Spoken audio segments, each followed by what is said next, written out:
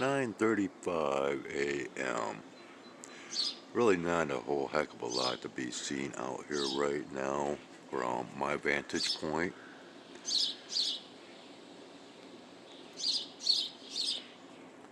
But as I was tuning in to some of the programming through the Idiot Box, aka the television, well, some information came forth that, wow, well, it's kind of chilly out here, and I'm just wearing a pair of jeans. Let me back into the warmth of my apartment. Okay, so let's talk politics for a moment. Of course, Sunday morning is nothing but the realm of politics through mainstream media. And what information came forth was the factor that this week we come to the 100th day of Donald Trump's presidency of this term. And because of that event, I will say, 100 days is like a celebratory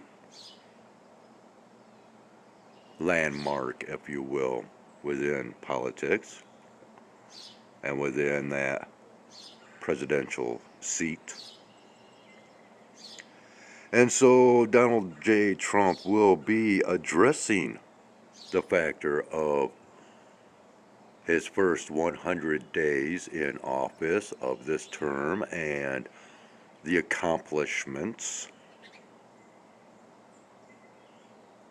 through him and his administration. And of course, there will be his talking points pertaining to the other side of the fence, aka the Democrat Party. And this is where it gets really troublesome for my thoughts being pondered, is because when he addresses his first 100 days of this term, it will be broadcast from here in the state of Michigan. And there's, and thing is I predicted quite a few months back that Michigan would be a main focal point. Michigan would be a main battleground within the realm of politics, as well as the corporate realm. Because anymore it seems as though, politics and corporations go hand in hand. Now, I could go into many factors of why Michigan has become a targeted focal point for Mr. Donald J. Trump. But I'm not going to go down a plethora of rabbit holes. But I will go ahead and bring up one little notation of historic relevance. Michigan was, in fact, the first Republican state through Abraham Lincoln. This is where the Republican Party first originated. Now, mind you, once again, the studies through the Freemason Society was of great acceptance throughout the common people back during those times, before the Civil War.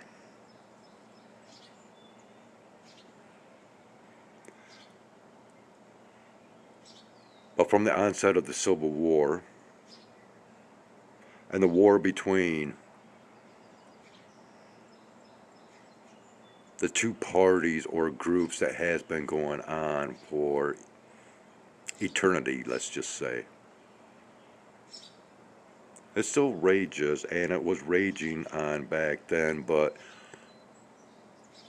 severe changes happened through that so-called Civil War, which there was no civility to it, right?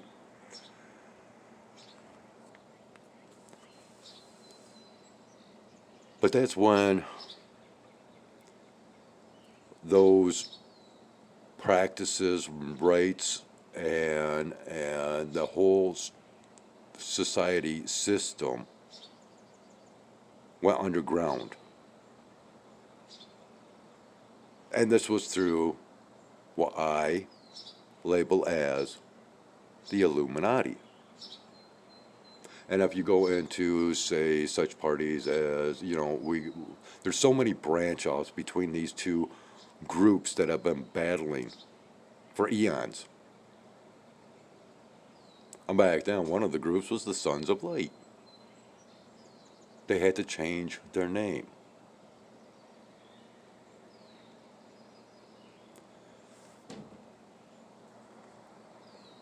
We are back under the control of that society.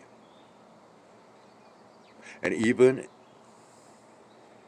up here in the sky, we see signs of that control. And I believe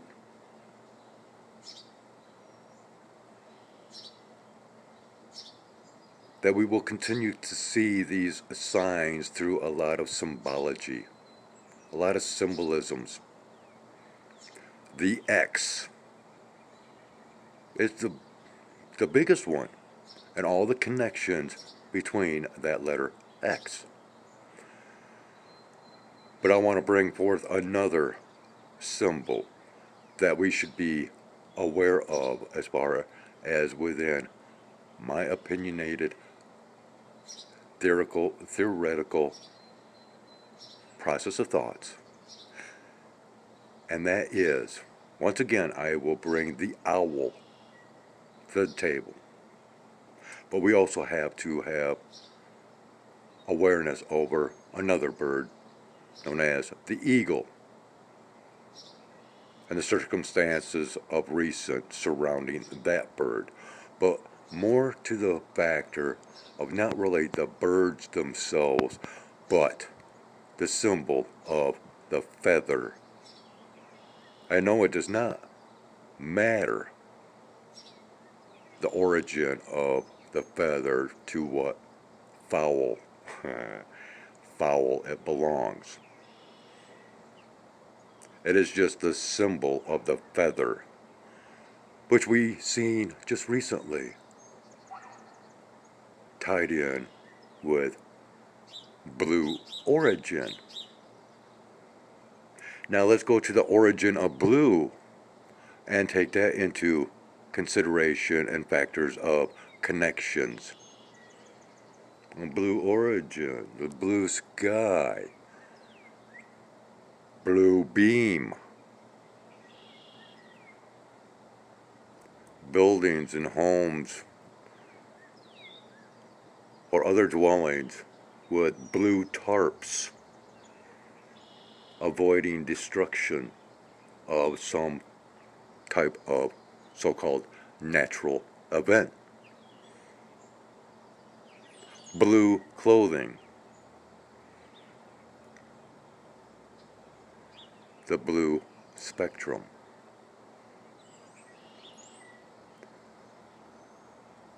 Oh, we could go down the rabbit holes, and I could really bring on the blues for you all. But Once again, going back to the state of Michigan, and once again, months back, I came out and made that statement that we would be in the limelight here, politically.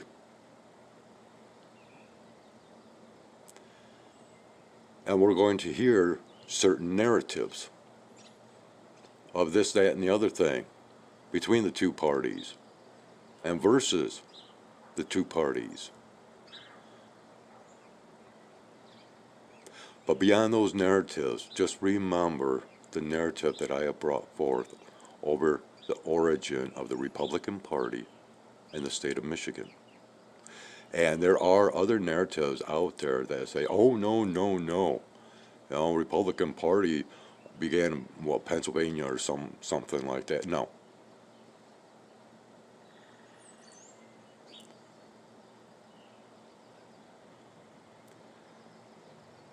And then, just to top it all off with a nice even layer of icing on this cake, we go to that doomsday map that I have brought up many times. And when you look at that doomsday map of the future and you look in the region of Michigan, and I've also brought to the table the factor of Palisades nuclear power plant here. We also have issues as far as oil pipelines. We are surrounded by this country's largest bodies of fresh water. We have Nestle's here that pumps out water from the ground to bottle it up.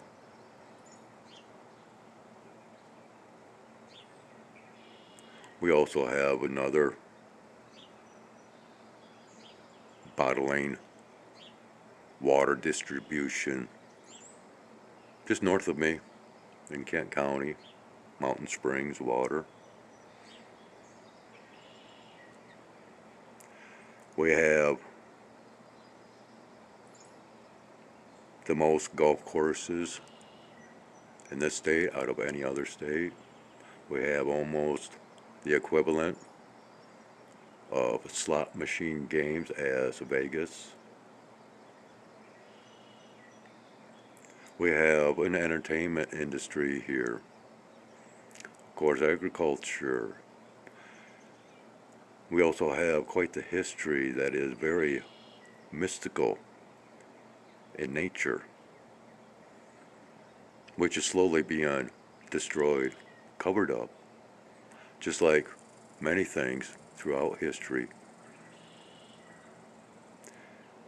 that are either destroyed or covered up and replaced with new narratives of history.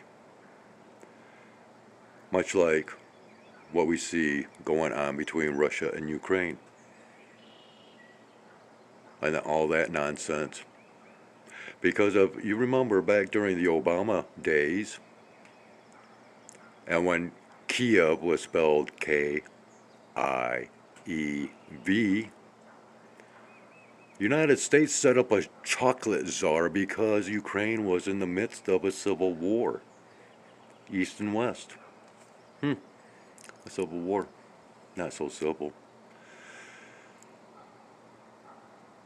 And then there was, this issue over a battle of Crimea.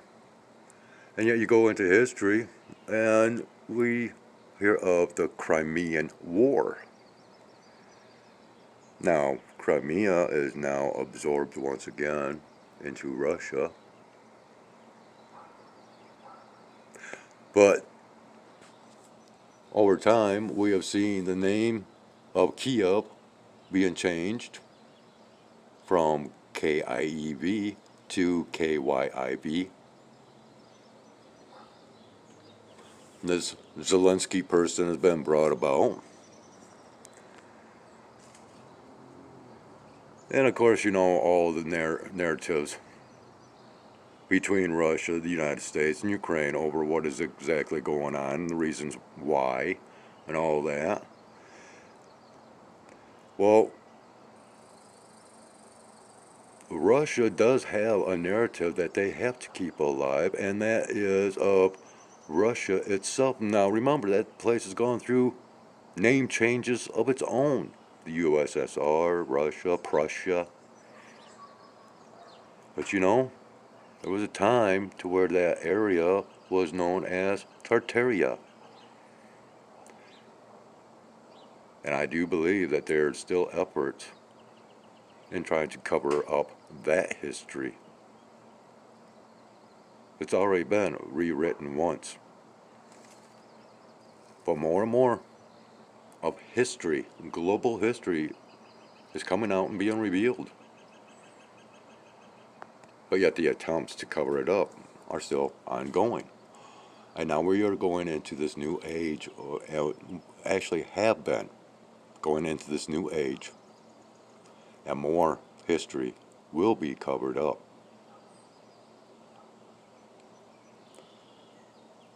Just some things to think about. My mother was a Michigan history teacher. And you know, even at that, there were things about this state that I knew that she didn't, pertaining to the histories. And many of the things that she taught today are being revealed to be inaccurate. But yet what I spoke to her of being is becoming even more accurate. So we have to once again consider what is really the focal point of Michigan within Donald J. Trump's vision of the future. I have some pretty good ideas. What about you? Are you willing to share some of those ideas with me?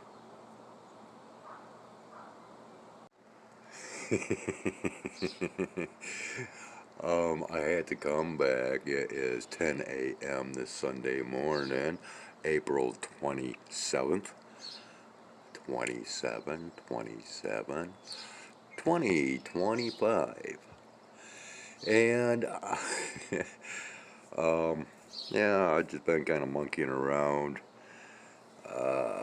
Once again, you know, waiting for uploading process, and of course, recording more of my thoughts. And I don't know whether this is going to be added to my previous Sunday morning thoughts, or whether I will keep this separate from that recording. But regardless, here are some more Sunday morning thoughts. And this is pertaining to the selection of the new Pope. Yes, they're talking election, you know, the election process, which of course, you know, the white smoke, black smoke, and all that good stuff. And through the, you know, conclave. But as I was vaguely tuned into the idiot box, and Fox News was speaking on this whole papal, whatever scenario at hand. So who will be the next pope? You know, and blah, blah, blah. And right away there's mention, well, of course, because, you know, all of this is within the Vatican City, within Rome, within Italy. You know, and right now, you know, the second highest to that position was Secretary of State, which an Italian person within the cardinalship. But, but then this news anchor person from Fox brought up something that just really perked my ears. He says, "Now, mind you, we have a lot of new cardinals all around the world that any or all could be candidates. I mean, in places like just Sri Lanka for one. Really, Sri Lanka. Sri Lanka. We got some geese flying around back here. But anyways, so now you have to make connections once again to this country of the United States of America and that of the Vatican and their government there. And the factor that J.D. Vance had visited with Pope Francis just before his passing. And we also have a national director of intelligence that's a firm believer in reincarnation, those Eastern philosophies. Sri Lanka. In my mind, I could almost envision the next pope being one of the Eastern philosophy influence. And that would be more of spiritualism and not really Catholicism or Christianity. The New Age. The Golden Age. The last pope. Maybe, in fact, one could almost view Francis as being the last pope in a sense. And maybe not necessarily a future pope being a last pope. Because once again, we are going from one age still into another age that being prophesied as the end times. And remember, we also have those now famous or infamous books from the late 1800s and the early 1900s, The Adventures of Baron Trump and The Last President. And we also have the stories about Edison and Tesla and today's Tesla and Elon Musk and once again, let me hear your thoughts.